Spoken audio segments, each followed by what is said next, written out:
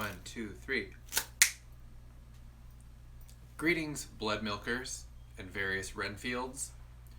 I'm Tom. I'm Galen. This is Galen. And welcome to 15 minutes of FUME.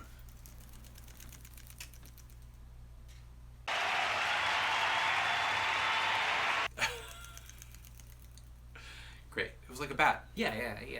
Right? It's a new day in the workroom. A whole new week, post-holiday weekend, and we are here with the last 4 Bloodmilk Jewels perfume collaborations in our stash. There are a couple of more that are not currently here with us, but this is what we've got, so we're going to smell them and describe them, and maybe this will be an oil that you will want to smear on your body, or anoint your jewelry, or frankly, I don't need to know your business. We here at Black Phoenix Alchemy Lab do not sell these perfumes on our website. You have to go to bloodmilkjewels.com to buy them. And while you're there, you can look at all of the actual incredible, luxurious jewelry items that they have created. A peril of making these videos is I've spent a lot of time on their website, and now there is jewelry that I want to buy. Uh-oh. So beware.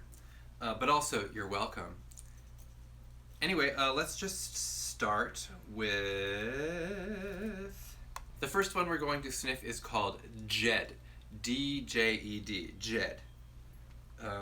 DJED. Oh, this is inspired by a ring they made, inspired by a rattlesnake spine. Oh. Yeah. Terrifying. The scent is described as the desolation of the desert, which is could be the name of my memoir. White as bone, forbidding, dry, white sandalwood, and sweetgrass, California, white sage, and sand. I did not know that this scent was in their collection. I didn't either. Or I would have been sniffing it before now. I grew up in Arizona. I once, as a child, killed a rattlesnake by throwing rocks at it. I'm not proud of that now. I don't need to know that. Changed my but opinion of you. Just... Here, why don't you just take that back? It was a rattlesnake. It was after me. It smells like the desert. It's like a sweet, dry, husky musk. I'm tracking the sage. Oh, interesting. I guess that is musk. Yes, and the sandalwood is present, but not super dominant. I do like the sweetgrass and the sage. Like, does contribute to like an herbal sweetness in the blend. And yes, there is something like a mineralic note. Like, the sand is really interesting because I don't really know what sand smells like per se. I don't either. Does it smell? Perfume number 2 today is Lydia. Also part of a jewelry collection. Lydia is opium tar and sweet patchouli with labdanum awad, A-W-A-D-H. It's news to me. And inky black myrrh. Let's look up awad real quick. For those following and learning along at home, awad is basically an oud, or it's another name for oud. We are educated daily. We are lifelong learners. Working in perfume definitely requires you to constantly figure shit out.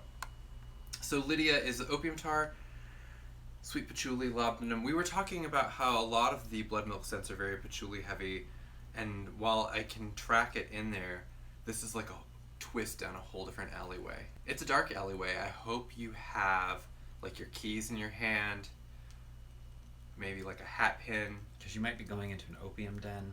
Yeah. It's really dark. Yeah, goopy. It's getting goopy, yeah. Inky was a great description in there. Inky black myrrh. I like it. It makes me a little nervous, but... Yeah.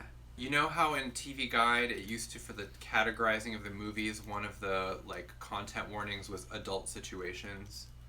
This Lydia, if it was a movie, it would be rated R for like violence, language, and adult situations. And the TV version would be nothing like what you saw in the theater.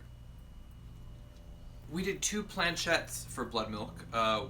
One is just called Planchette, and one is called Petit Planchette. So cute. This one smells smaller. The regular planchette says dry, aged, Oman frankincense with, oh, we've got a helicopter. Planchette set notes, dry, aged, Oman frankincense with saffron and rare woods. Oh, rare. I mean, $30 a bottle rare. Better be rare. I've never seen this tree, never even heard of it. I've worn this scent a lot. I used to layer it with Lorraine Cross, which is another Bloodmilk scent that we don't happen to have here. The sandalwood really reminds me of that Australian sandalwood single note that the lab did a while back. Just beautifully rich and deep with a kind of a sweet top to it.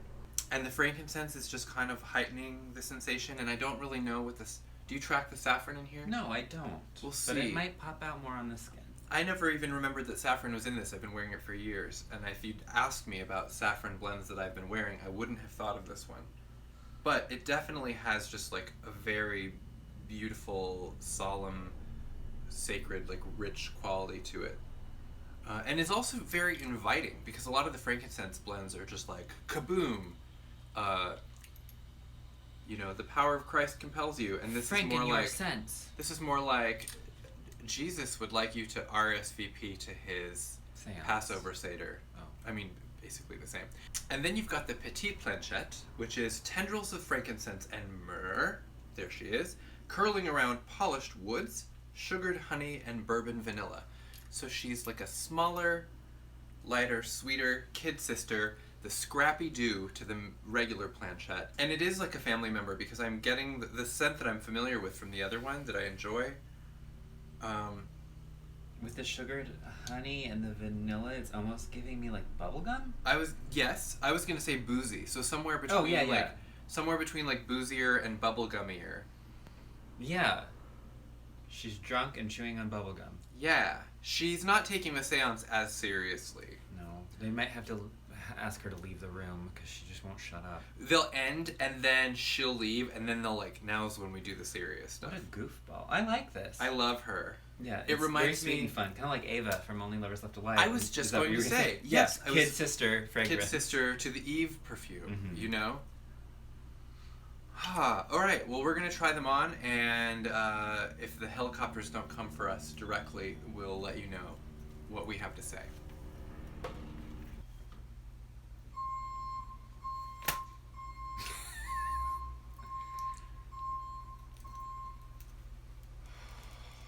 No, it's fine. We'll wait. There it is. Are we back? I think we're back. Can I just say that I'm gonna miss the Bloodmilk scents? You can say that. Which sounds absurd because we have them all here, but it's been really fun. It's been fun finding them out and finding like things that we just didn't even know existed. We didn't even have testers of these at the lab for Lunacies for a long time. A very long time. It's a relatively recent thing where it was like, hey, crazy idea. What if we put out the stuff we make for other people here so people can smell it? And then go buy it. And then maybe go buy it if they want. Okay. So let's smell. We're back with Jed. Jed of the rattlesnake spine ring infamy. I really like this. It reminds me of the California leaf nose bat, which we did for that bat line like about 2 Halloweens ago. It reminds me of It reminds me of air traffic. It reminds me of that hike that we do in Illyria Canyon. Just like dry grasses. Mm-hmm. Parched. It's a bit parched. Out in that warm sun. Mm-hmm. But soft. And the birds are chirping and the helicopters are flying overhead. And it's just a lovely SoCal. Somewhere between peaceful and annoying. Because you're like, God, I really love nature, but I hate helicopters. Yeah. What do I do? Is that a leaf blower? Leaf blower nosed bat. Next we have Lydia, woman of ill repute. That's opium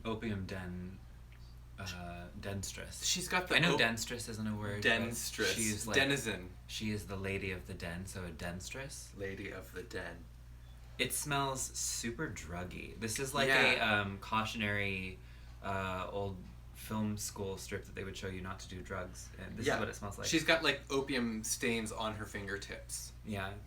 And she's like, and won't stop touching things. Laughing in the corner. No, it smells really great. It's beautiful. But it is dark and I mean, she's a well-dressed lady. I will say that. Very sinister. Yes. Untrustworthy. But elegant. Yeah. Like, you like her and you've given her a lot of chances, but she does always steal something every time she comes to your house. Oh, that girl. And then you see her on Instagram and she's wearing it. And you're like, is that my hat? It's just very old-timey and in a way that it's not... It doesn't have that, like, safe gloss of nostalgia, though. It's, like, old-timey in a, like... House of ill repute. Remember how easy it was to get poisoned back then kind of way. Yeah. This is that, I think, plummier oud and not the sour oud. And it's not distracting to me at all. I mean, we'll see in an hour. But I actually really... And the fade is really nice just because all of the notes are kind of that sweet resin, the dry down is like very sweet and light and dusty in a... I'm afraid of becoming Lydia, but I may not be able to prevent it. Okay, and now we've got our Planchette. For those who became goth 3 days ago on World Goth Day, Planchette is the little thingy that you use when you're using the Ouija board. Yeah, don't act like that's a word everyone knows. A lot of people don't. In case you didn't even know what we were talking about, like that's Blanchette? what it is. Kate Blanchette? Oh my God. God. A fragrance for her? I mean... Yes, and it smells like... Sorry, I smelled dry-aged Lydia by fragrance. accident. She keeps trying to sneak in there. This is just heaven to me. This is my heaven sandalwood. I do smell the saffron. You do? Okay, good. I do. It's smelling more on the skin, but it blends in with the wood so well that it is just like the wood has a nice kick. It's like the scent is like banded. It's cohesive, but there are like bands of layers in it that are just kind of entwined. It's just gorgeous. It has a sweetness, but it's not overpowering. And then the Petit Planchette. Shall we go down my arm and travel the spectrum of petiteness? I had never tried this one on before. The myrrh really helps cancel out the sirens that our recorder is probably picking up.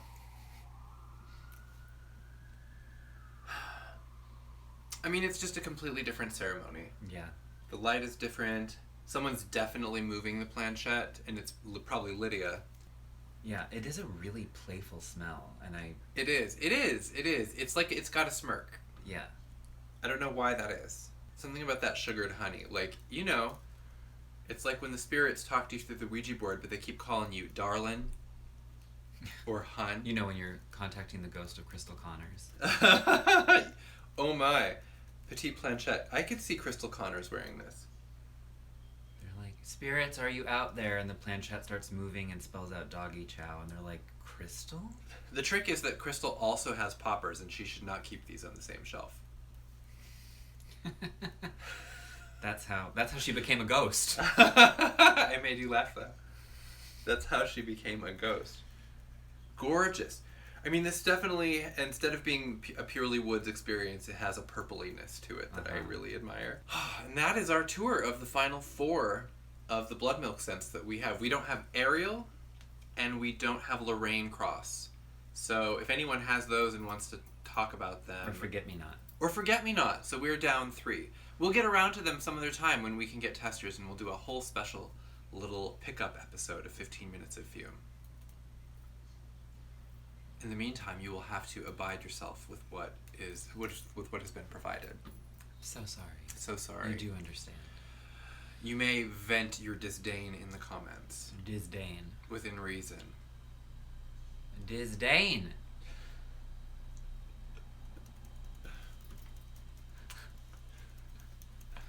Have a good one, everybody. We'll talk to you very soon. Disdain. Bye. Sorry. Bye. Sorry.